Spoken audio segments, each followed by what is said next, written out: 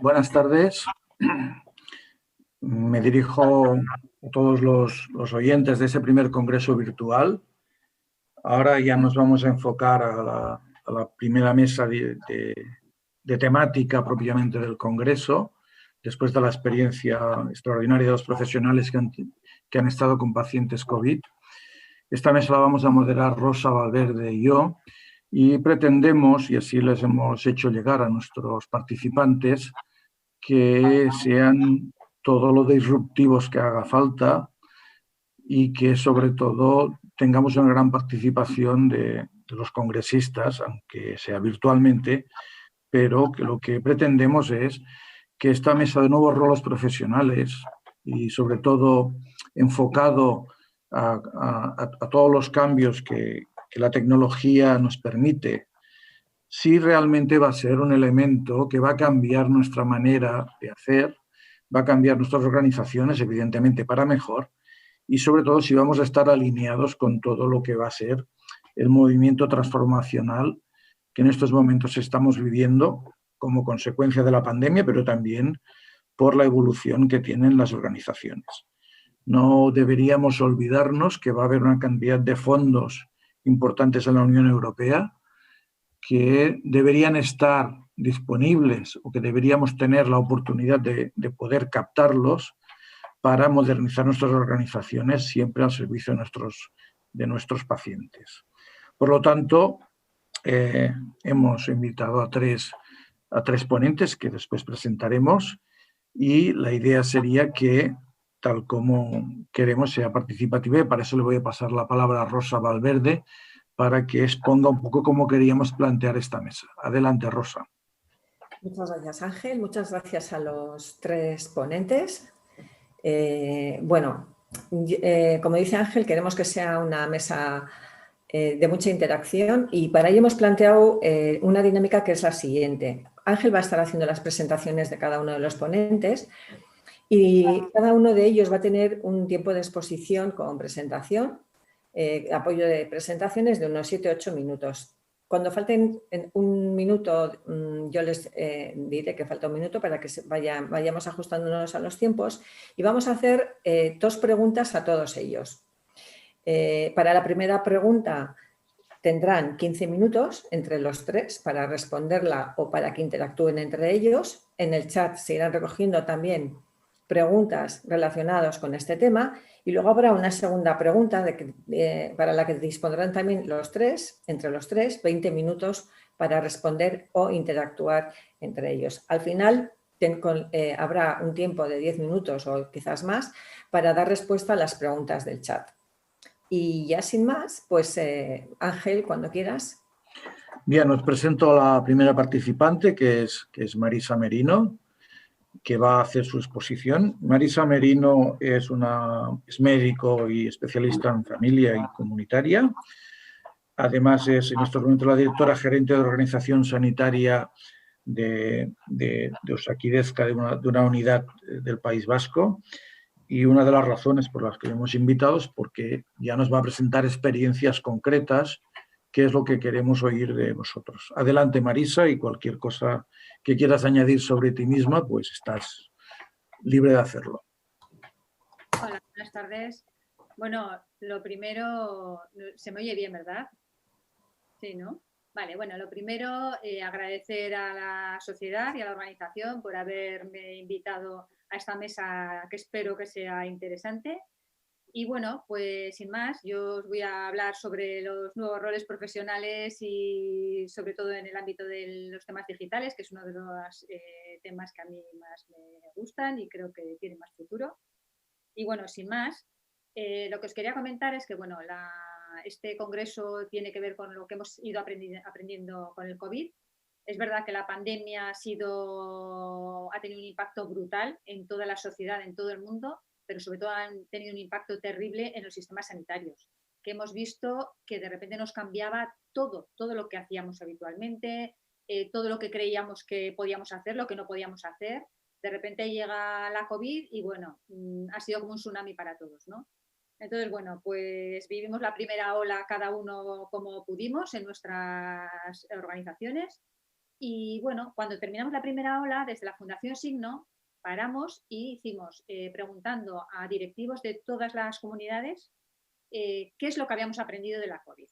Y bueno, definimos en 3 áreas más o menos en cuanto a gestión de procesos, en cuanto a gestión de personas y en cuanto a la tecnología. Bueno, no vamos a hablar de gestión de procesos porque esto seguramente a lo largo del Congreso se hablará mucho. En cuanto a los profesionales, que tiene que ver más con esta mesa, bueno, pues resumiendo, lo que hemos aprendido y creemos que debería quedarse a futuro, pues son estas cosas que veis allí, ¿no? Hemos vivido un entorno de incertidumbre en el cual los profesionales se han hecho flexibles y se han adaptado a escenarios cambiantes. No nos ha quedado otra y la necesidad nos ha obligado a esto, pero es algo que tenemos que aprender y tenemos que seguir siendo organizaciones líquidas y profesionales más multifuncionales. El trabajo en equipo multidisciplinar con objetivos compartidos es otra de las cosas que siempre hemos dicho y de repente lo hemos hecho todos. Al corre-corre porque no nos ha quedado otra. Y ha sido una de las cosas fundamentales para afrontar la pandemia. El liderazgo transformador y distribuido en todos los niveles también es imprescindible, tanto a nivel de gestión como a nivel clínico. Luego, los equipos tienen que ganar en autogestión y además orientarse a resultados en salud. Y más que a resultados en salud, a resultados en valor. Porque tenemos que tener en cuenta lo que hacemos, si sirve para algo y no sirve, o si no sirve. Lo que no sirve lo tenemos que dejar y tenemos que hacer lo que sirve y genera valor. Valor para el paciente, para el ciudadano, para los profesionales, para las organizaciones sanitarias y para la sociedad en general. Entonces, ahí tenemos que dirigirnos, definir de qué estamos hablando y avanzar en ese sentido. Luego, la innovación. Todo esto no se puede hacer, no podemos cambiar si no innovamos. Tenemos que ser capaces de generar ideas, pero no solo eso. Generar ideas y transformarlas en algo que sea útil de verdad. Y luego, en cuanto a los roles concretamente, deberíamos de maximizar los roles de todos los profesionales. Estamos hablando de equipo. En cada equipo, cada uno tiene que aportar lo máximo como persona, como el estamento correspondiente y con las capacidades de cada uno. Y tenemos que ser capaces de hacer equipos eficientes. Entonces, eso es un poco hacia donde nos deberíamos de dirigir en cuanto a los profesionales. ¿Y qué pasa con las tecnologías? Lo que hemos visto en la pandemia es que de repente todo lo que antes íbamos hablando y hablando de la transformación digital, está claro que ya hace años sabemos que la transformación digital nos puede ayudar a mejorar la atención a los pacientes, a mejorar el trabajo de los profesionales y a hacer los sistemas sanitarios más eficientes y sostenibles. Pero íbamos lentos y de repente llegaba la pandemia y bueno, la utilización de las tecnologías digitales ha aumentado de forma exponencial en todos los sitios. En lo que hemos visto, bueno, destacan en todas las autonomías, sobre todo lo que es tele, no solo teléfono, no solo consultas telefónicas, sino teleconsultas de todo tipo, videoconsultas, teletrabajo, teleformación, información, todo eso ha ganado muchísimo. Aprovechando lo que ya teníamos, incluso desarrollando tecnologías que hemos empezado igual en 2 semanas hacia una tecnología y estamos ya por la versión 17, 18, pero en unos cuantos meses, lo que antes era impensable. O sea, no podemos perder todo lo que hemos ganado, todo lo que hemos avanzado. Ahora, eso sí, es momento de pararnos y de decir qué es lo que nos ha servido, qué es útil y seguir avanzando en esa línea, porque la tecnología es la que nos va a permitir avanzar hacia una medicina 5P, que es la que hablamos siempre, ¿no? La preventiva, poblacional, participativa. Bueno, pues como veis ahí, ¿no? Bueno, pero todo esto lo hemos hecho en todas las autonomías, pero realmente ¿estamos realmente preparados los profesionales y los pacientes para la transformación digital, para una transformación digital efectiva? Pues igual tendríamos que mirarlo, porque realmente nos falta. Entonces, bueno, ya en 2013 la Comisión Europea estableció el Marco Europeo de Competencias Digitales para la Ciudadanía, que consta, como veis ahí, de 5 dimensiones que agrupa 21 competencias. Las dimensiones tienen que ver con la información, con la creación de contenidos, la comunicación, la seguridad, bueno, pues tal como veis ahí, ¿no? En este marco. Partiendo de ahí, ya en el 2013, en el Gobierno vasco, desarrollaron el proyecto ICANOS, que podéis ver como veis ahí la fuente, en icanos.eus, podéis ver esto que os estoy contando, porque allí se desarrolló para los ciudadanos un test de competencias digitales. De forma, porque una cosa es lo que nosotros creemos que sabemos y otra cosa es lo que sabemos de verdad. Entonces, bueno, en el test cualquier persona puede acceder a esta página web y ver, según el marco europeo, cuáles son sus propias competencias digitales. Al final te da un feedback con un informe en el que te dice, bueno, pues con todo esto tú estás aquí y puedes ir avanzando en estos ítems, ¿no? Partiendo también de eso, se fueron desarrollando también en el País Vasco las competencias profesionales en el mundo de la industria 4.0. Y bueno, se fue avanzando en algunas de ellas. Y el año pasado, con todo este trabajo hecho, pensamos que sería muy interesante definir las competencias digitales de los profesionales sanitarios, porque no había nada hecho en ese sentido. Entonces, utilizando la misma plataforma, diseñamos las competencias digitales que debería de tener cada uno de los grupos profesionales que veis aquí. Hicimos una para los profesionales asistenciales, o sea, los clínicos, médicos, enfermeras, fisioterapeutas, o sea, todo lo que tiene que ver con una asistencia clínica. Otro para los administrativos de la salud, que en realidad el ámbito siempre es el mismo, lo que pasa es que los objetivos que tienes que alcanzar pueden ser diferentes según el ámbito en el que estás, en el grupo, ¿no? Y un tercero para líderes, porque los líderes creemos que tienen que tener unos objetivos más, o sea, hay que pedirles más, ¿no? Algo más. Sí.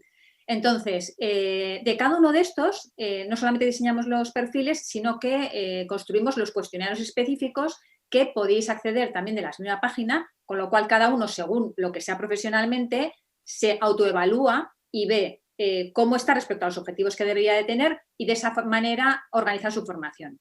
También esto se puede hacer desde las organizaciones sanitarias porque de forma anónima, bueno, pues se puede ver todos estos profesionales, como hemos hecho por ejemplo en mi organización, qué nivel tienen y de esa forma, pues en base a las necesidades detectadas, organizar la formación, ¿no? Y bueno, simplemente deciros que, claro, lógicamente tú puedes acceder como ciudadano en el que tienes unas competencias, en las que no tienes unos objetivos concretos y a su vez acceder como médico, por ejemplo, que con unos objetivos tú ya sabes lo que tienes que saber. Con lo cual, esto es fácil de entender porque es como los idiomas, o sea, puesto un nivel básico, intermedio o avanzado y de esta forma tú sabes hacia dónde te tienes que dirigir, tanto como ciudadano como profesional. Y creemos que es algo básico para que nuestros profesionales y nuestros pacientes tengan las competencias digitales necesarias para conseguir la transformación digital eficaz que queremos. Muchas gracias.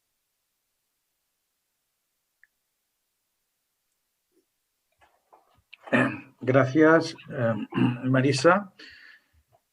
Vamos con la siguiente ponencia que nos la presenta Ricardo de Dios. Ricardo es un asiduo de nuestros congresos de calidad. Bienvenido, Ricardo. Él es médico y psicólogo, es decir, tiene un binomio profesional que ya le hace especial, entiendo yo, y más completo. Es gestor sanitario del Principado de Asturias y lo hemos llamado para que nos presente el planteamiento desde una perspectiva de un área sanitaria y entendiendo también, bueno, pues que habrán dado vueltas a los cambios que han necesitado, los que se deberían consolidar o aquellos a que se debería aspirar. Nada más, Ricardo, adelante y nos vemos después.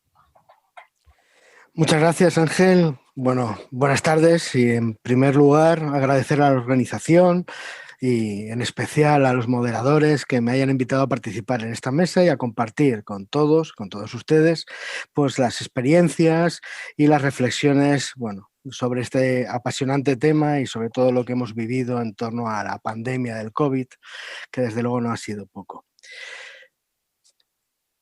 Algunas de las características de la pandemia que han condicionado a mi forma de ver la capacidad de respuesta de los servicios sanitarios han sido pues, su inicio brusco, que impidió poder anticiparnos a la misma, la gravedad de los cuadros clínicos que provocaba una gran ocupación de recursos críticos, un agente desconocido sin tratamiento eficaz que nos llenó desde luego de incertidumbres y de miedos, por qué no decirlo, y una gran contagiosidad que provocó que afectase simultáneamente a muchas personas, poniendo a los servicios sanitarios en riesgo de colapso. El gran desconocimiento que teníamos, que aún mantenemos parcialmente, pero desde luego al inicio que teníamos sobre el COVID, construyó un entorno enormemente cambiante, lo que obligó de forma constante a transformar organizaciones que eran rígidas, organizaciones que tenían una capacidad muy fuerte de resistencia al cambio, en organizaciones flexibles y con una necesidad de adaptarnos bueno, frecuentemente y permanentemente, ¿no? En mi forma de ver, yo creo que este ha sido el principal reto al que se ha visto sometido los servicios de salud por el COVID. Esta necesidad, desde luego, ha condicionado la aparición de nuevos roles profesionales, la adaptación de roles profesionales existentes previamente y la aparición de un fenómeno nuevo, que es el conflicto de roles, ¿no? Y es precisamente sobre ese fenómeno nuevo sobre el que me gustaría, bueno, apuntar algunas reflexiones compartidas y compartirlas con todos ustedes. Y más en concreto, el conflicto de rol en el ámbito de la atención primaria, donde yo entiendo que se ha producido de una forma paradigmática. Entiendo que quizás profundizar en este campo nos ayudaría o nos puede ayudar a entender la crispación existente actualmente, ¿no? en nuestros entornos. Como conceptos que nos pueden ayudar a entender esto, y quizás con la vena que decía Ángel de psicólogo, desde la teoría de rol se puede definir el rol como el conjunto de conductas y actitudes que se esperan de un personaje determinado. El rol se asocia a unas pautas de actuación y a un guión que nos permite saber qué se puede esperar de cada uno de nosotros, como profesionales, como padres, como madres, como en cada una de las áreas de nuestra vida, ¿no? El aprendizaje de rol, además, es un proceso social. A medida que nuestras conductas y nuestras actitudes se vayan adecuando a las expectativas que los otros tienen de nosotros, iremos aprendiendo ese rol. Cuando esas expectativas, desde luego, son diferentes a ese guión, a esas directrices que tenemos, se produce tensión y esa tensión acaba desencadenando o acaba confluyendo en un conflicto de rol.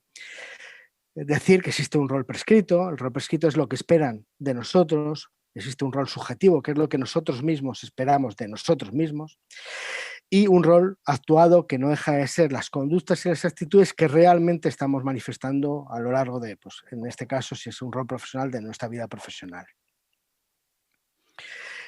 El conflicto de rol surge cuando hay discrepancias, ¿no? Cuando no coinciden las expectativas de unos agentes, pacientes puede ser, pacientes por ejemplo, con las expectativas de un profesional o de los profesionales, o con las conductas de ese propio profesional, con el servicio, por ejemplo, que ofertamos a esos ciudadanos, a esos pacientes. Esta discrepancia genera una indefinición de ese rol, lo que nos provoca profesionalmente y también a los ciudadanos, también a los pacientes, una incertidumbre sobre cómo debemos actuar o, en su caso, qué deben esperar de nosotros. Y esto nos provoca y genera un gran malestar psicológico que se manifiesta de múltiples formas, como aparecen ahí: ansiedad, depresión, baja autoestima, desencanto con el trabajo, intención de abandonar el trabajo, bueno, lo que podría ser un síndrome de burnout típico. ¿Y por qué entiendo que aparece ahora y no apareció en otro momento? Quizás no apareció de una forma marcada o relevante al inicio de la pandemia.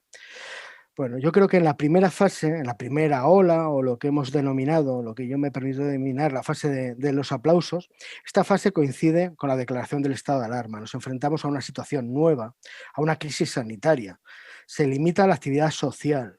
La actividad ordinaria sanitaria también se reduce y se prioriza lo que no es demorable y, desde luego, muchas otras cosas quedan postergadas. Todos los esfuerzos del sistema, todos los esfuerzos de la sociedad se orientan a una cosa: marcamos un objetivo común social, que es superar el COVID. En esta fase, desde luego, había una congruencia total, un acuerdo total entre las expectativas de todos los agentes sociales que participamos en esto. Aquí no existió ningún conflicto de rol. Pero luego vino la segunda fase, la segunda ola, la que yo me he permitido llamarle la fase de las bofetadas. En esta fase volvemos progresivamente a recuperar la vida social, volvemos a recuperar la actividad sanitaria ordinaria progresivamente, pero es una actividad sanitaria ordinaria que, sobre todo y muy marcadamente en todos los ámbitos, pero en la atención primaria es muy marcado, no es como la previa, no es como la de antes. Y esto sí que genera incongruencias entre las expectativas que tienen los ciudadanos, los pacientes que acuden a nuestros centros, con el servicio que en este momento les podemos prestar o les estamos prestando. Es en este entorno donde se produce y donde surge ese conflicto de roles. Este conflicto genera un profundo desgaste emocional en los profesionales y, desde luego, un marcado disconfort en los pacientes y en los ciudadanos. Ese conflicto genera una desconfianza entre todos los agentes protagonistas de este tema, entre los profesionales, ciudadanos y, desde luego, la administración. Que provocó incluso, como aparece en la diapositiva, campañas desde las administraciones dirigidas a los ciudadanos, intentando explicar qué se hacen en los centros, ¿sí? Explicando cómo nos adaptamos esos centros sanitarios de atención primaria o de los hospitales precisamente a esa nueva realidad, y cómo esa nueva realidad, esa pandemia que todavía sigue vigente y desgraciadamente muy vigente, ha condicionado nuestra forma de trabajar. Gracias, Rosa. ¿Y esto es todo? ¿O a qué nos enfrentamos los servicios sanitarios en un futuro cercano? Pues creemos que este conflicto, que genera malestar en profesionales y en ciudadanos, es un elemento más de una tormenta perfecta a la que debemos hacer frente o enfrentarnos en un futuro cercano. Una tormenta generada por 3 crisis importantes: una crisis financiera obvia, una crisis de racionalidad, el tema de la atención primaria orientada a la patología predominante en nuestra población, que es la cronicidad, y se ve desbocada o se ve apartada por una atención a patología aguda como es la atención al COVID, y una crisis de legitimidad donde encaja precisamente este conflicto de rol, que tiene que ver con el desajuste que se produce entre las expectativas y el servicio que se les presta o la realidad que viven los ciudadanos. Y, desde luego, para salir de todo ello parece que resulta imprescindible lograr un nuevo consenso social, un nuevo pacto que alinee objetivos y expectativas de todos los agentes implicados. Pero para ello es imprescindible que exista un clima social y político alejado de populismos y de crispaciones. Y que, desde luego, desde la honestidad, desde la transparencia y desde un análisis constructivo y creativo, pues diseñemos un espacio de encuentro que puedan abordar una reforma en profundidad del sistema sanitario. Y muchas gracias, y quedo a disposición en el debate y, desde luego, por cualquiera de estas vías. Muchas gracias. Gracias, Ricardo, y además gracias por ajustaros al tiempo, para que así podamos dar el máximo protagonismo después al debate. El tercer participante es Cristian Ochoa, que Cristian Ochoa ya nos conocemos de hace tiempo. Él es psicólogo clínico y especialista en psicooncología del Instituto Catalán de Oncología, y también es profesor universitario. Y a Cristian le hemos solicitado que plantee ya plataformas o experiencias concretas que se hayan puesto en marcha. Es decir, aquello que ya podemos decir que estamos haciendo o que podemos hacer. Por tanto, Cristian, adelante. Hola, buenas tardes, noches, ¿no?, a todos. Primero, muchas gracias a la SECA, a la organización, por la invitación, y me permito agradecérselo especialmente a Ángel Vidal, no solo por la invitación, sino porque realmente fue de esas personas que confió, y cuando no era tan necesario ni tan fácil confiar en la transformación digital de esa sanitaria, ¿no? Y lo que ahora ha representado lo que yo os vengo a explicar. Yo os vengo a explicar lo que ha sido una propia transformación de mi rol sanitario, que no es tan importante en sí misma, sino por lo que implica de introducir en una institución sanitaria pues una unidad que en el fondo sea un programa eHealth, que va a crear todo un ecosistema de tratamiento digital con los pacientes, ¿no? Este sistema que hemos creado proviene de una financiación europea muy importante que nos dio el Instituto Europeo de Innovación y Tecnología, y que han participado varios países europeos, desde Alemania, Portugal y Polonia, ¿no? Y 14 instituciones. De hecho, hemos tenido pues, las buenas noticias de que nos han dado el premio a la mejor solución digital 2020, la Fundación Avedis Donavedian, y también en Portugal un premio nacional de innovación de seguridad del paciente. El de Avedis Donavedian precisamente era de calidad asistencial, ¿no? Yo lo que quiero mostraros es un ejemplo práctico y también para que veáis algunas cosas que pueden ya indicarnos hacia dónde van a ir los cambios de profesionales, ¿no? En este sentido, para mí es muy importante la relación digital que se va a establecer, ¿no? El proyecto que yo os voy a explicar sigue un poco la misión del ICO, que es reducir el impacto del cáncer, muy centrado en el ámbito psicosocial y de educación sanitaria, que es para lo que nos dieron este proyecto, ¿no? ¿De dónde partíamos? Partíamos de una idea de que el 80-90% de los pacientes con cáncer, en este caso sobre todo cáncer de mama, miran información en Internet. Y sabíamos que casi ya va pasando a ser la primera fuente de información de muchos pacientes. Y curiosamente, antes del COVID les preguntábamos si hablaban de esta información con sus profesionales sanitarios y el 50% decía que esta información nunca la hablaban con sus sanitarios por muchas razones, pero una era porque pensaban que no podían hablar de esta información, ¿no? Que el profesional iba a pensar que desconfiaban de ellos, ¿no? Había una brecha digital que el COVID ha cambiado, ¿no? Y que ahora lo digital es quizá de lo que más estamos hablando, incluso hay una saturación digital.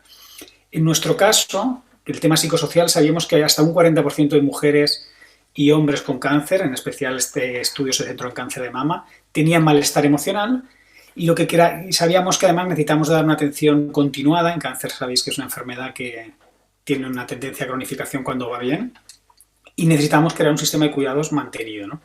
Sabiendo que además un tratamiento psicosocial de calidad solo se estaba dando entre un 15 y un 20% en Europa, estimadamente con algunos estudios que tenemos, dijimos vamos a montar un proyecto que dé solución a todas estas necesidades y que vaya a tener objetivos muy claros: mayor adherencia terapéutica, reducir bajas laborales, reducir consumo de psicofármacos, aumentar calidad de vida y que sea coste-utilidad. Hemos hecho muchos análisis de este tipo. En este punto, lo que más interesaría mejor para este congreso es ver qué habilidades necesitábamos trabajar con pacientes y profesionales para hacer esto, ¿no? Lo que sabíamos es que queríamos que era una alianza social, pacientes y profesionales. De hecho, eso lo vais a ver muy claro en una de las soluciones digitales que hemos implantado, que son comunidades de soporte. Hemos creado un sistema, también una solución digital de cribado para cribar los casos más difíciles y atender en 24 horas y poder hacer una monitorización a largo plazo, que también os enseñaré. La idea de un sistema escalonado, no a todos vamos a tratarles con un especialista. Hay muchas de las intervenciones sanitarias que son educativas, muchas que pueden ser comunitarias y que pueden dar incluso otros pacientes, sin entenderlas como sanitarias, pero que tienen valor sanitario. Y sobre todo, conociendo el viaje de la enfermedad con cáncer, podemos focalizar nuestras intervenciones si tenemos bien definido este journey y ese ecosistema digital en los momentos clave, ¿no? Entonces hay que trabajar las habilidades interpersonales de los profesionales sanitarios para trabajar en estos ambientes digitales. La digital literacy, que sería un poco la alfabetización digital de los pacientes, hemos hecho también alguna intervención, y sobre todo cómo los profesionales van a trabajar en estos ecosistemas digitales a nivel multidisciplinar. Veréis que se puede facilitar mucho, pero siempre en contextos mixtos. Y ahora todo esto, que suena muy bien a nivel teórico, cómo se ha plasmado en una figura. Este es nuestro programa escalonado de atención psicosocial y de educación sanitaria, pero que ya se está extendiendo a otras áreas fuera de la psicooncología. Ya estamos también en cáncer de pulmón, saldremos este mes que viene. Hemos hecho ya también en trasplante de progenitores hematopoyéticos. Hay muchas variantes de este sistema que os voy a enseñar, que es el que más desarrollado. Es una pirámide de atención. Abajo estaría el paciente, entra desde una app, vamos cribando, ya veréis, os lo enseñaré luego paso a paso.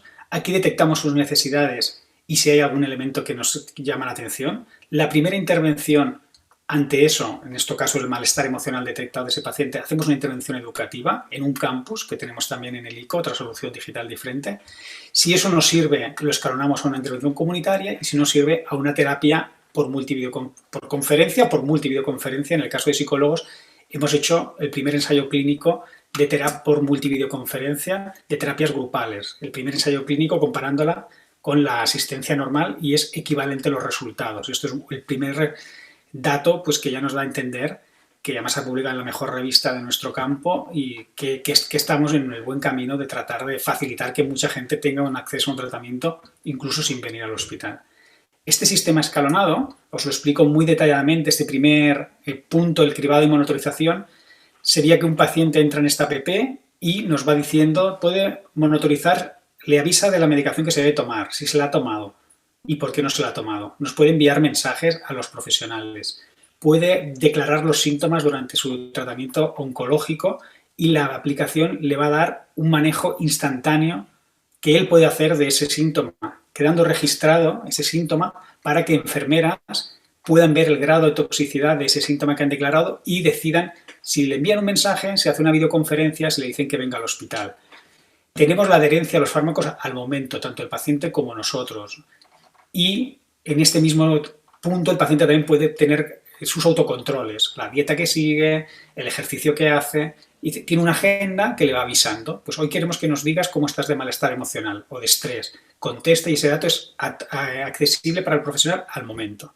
El siguiente escalón, ese campus, es un campus Moodle, que lo bueno que tenemos es que el paciente entra y le vamos diciendo qué creemos que es necesario dependiendo de lo que depende de lo que detectamos, le damos una educación sanitaria u otra. Y también vamos viendo qué es lo que él ve. Y según lo que él ve, podemos adaptarle. Y tenemos registrada sus necesidades educativas y pues vamos preguntando en unos cuestionarios y qué impacto tienen sobre él. El tercer punto es una comunidad de soporte. Imaginaros un WhatsApp, pero privado. Es la primera a nivel gubernamental que tenemos con el Departamento de Salud y es como veis aquí. Sería como los pacientes con cáncer de mama entran a una serie de grupos de interés. Por ejemplo, vamos a entrar a estilo de vida saludable. Dentro de aquí eligen un tema en el que quieren chatear y aquí chatean. Pero chatean con otros pacientes, ahora tenemos a 300 mujeres con cáncer de mama, con profesionales también que están ayudando para resolver dudas. Pero es una comunidad que la gestiona una expaciente que es parte del programa, está contratada por el programa y tienen acceso aquí a todo el material educativo también, para que sea la fuente también de la discusión, ¿no? Este es uno de los temas que creemos que la experiencia de las pacientes tiene un valor y compartirla y facilitarlo es parte de lo que tenemos que hacer como sistema sanitario. Es una idea de que no solo lo sanitario o la salud se reproduce en los hospitales, ¿no? Que mucha gente, estamos aprendiendo muchísimo de cosas que no sabíamos, desde cosas muy interesantes. Luego sí que hace falta comentarle algún tema. Y por último, el nivel máximo sería reproducir la asistencia física que hacemos, pero por videoconferencia cuando se puede. Dentro de esas cosas rupturistas, ¿no? Decían varios estudios que el 70% de la actividad que hacemos en hospitales se podría hacer por videoconferencia. Y yo creo que el futuro va a ir por ahí. El 50% mínimo de la asistencia ambulatoria debería poder hacerse de forma telemática, ¿no? Y otros muchos más temas que podemos discutir luego, ¿no? Por último, este es el profesional, ¿no? El profesional tiene un cuadro de mando donde tiene acceso a todos estos datos. Si luego hace falta os enseñaré en la plataforma real para que veáis cómo funciona, pero aquí va viendo todos los datos que va declarando el paciente, calculados al momento. Normalmente esto nunca lo hemos tenido. O sea, el paciente, aquí le podemos preguntar sobre calidad de vida, soporte social, sobre bajas laborales. O sea, podemos tenerlo al momento. El profesional tiene una serie de semáforos que le van indicando cuando alguno de los elementos clave está llegando a un umbral que requiere una atención, ¿no? Y por último, bueno, por penúltimo, todo esto integrado en un viaje del paciente. Tiene que tener un sentido. Crear un ecosistema digital no es una app, no es una videoconferencia, es que unirlo todo esto con sentido. Para nosotros es, en el caso nuestro, pacientes recién diagnosticadas o que están en tratamiento activo de su cáncer ahora de mama y hematológico, que son pacientes que estamos haciendo ahora. Sí, me queda un minuto. Detectamos malestar emocional, como os he ido diciendo, intentamos abordar. No se soluciona, pasamos al siguiente nivel. No se soluciona al siguiente y cuando acaba el viaje de su tratamiento oncológico queremos que se queden en estas aplicaciones participativas para que su experiencia sirva a las nuevas pacientes que van a venir diagnosticadas, ¿no? Es dar una lógica asistencial a lo digital, no al revés. Y por último, el impacto de los resultados lo pasaré muy rápido. Esto es el informe que hemos hecho para esta comunidad, bueno, para este informe de Horizonte 2020 de este Instituto Europeo de Innovación.